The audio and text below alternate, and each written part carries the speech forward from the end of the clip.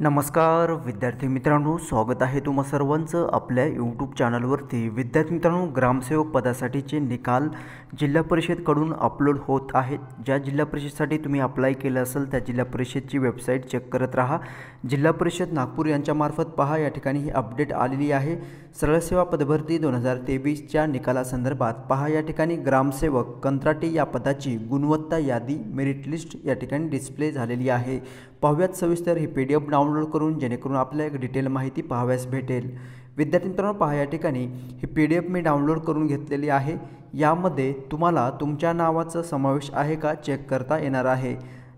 Okay, so pattern तुम्हाला माहीतच आहे, तुम्ही परीक्षा दिलेली आहे। यामध्ये मराठी, इंग्रजी, जनरल नॉलेज, तसेच रिजनिंग अँड न्यूमेरिकल ॲबिलिटी, तसेच टेक्निकल नॉलेज टेस्ट तुमच्या या ठिकाणी हा सिलेबस होता आणि जवळपास 200 मार्काचा हा पेपर तुमचा या ठिकाणी घेण्यात आलेला आहे। ओके, सो 200 गुणांपैकी तुम्हाला किती मार्क्स पडले हे तुम्ही या ठिकाणी पाहू शकता।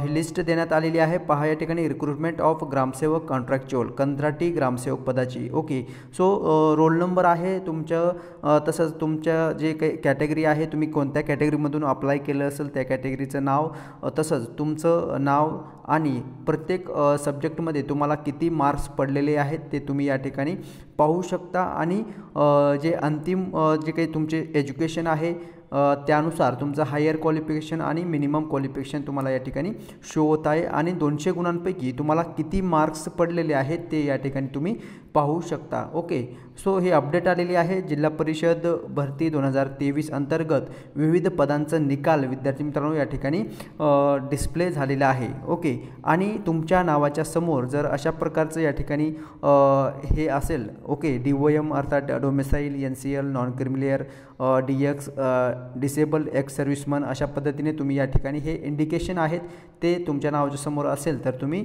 ते समजून घ्यायचं आहे। ठीक आहे, सो ही अपडेट आलेली आहे विद्यार्थी मित्रांनो। तुम्ही ज्या जिल्ह्यासाठी अप्लाय केलेलं असेल त्या जिल्हा परिषदची वेबसाईट चेक करत राहायचं आहे।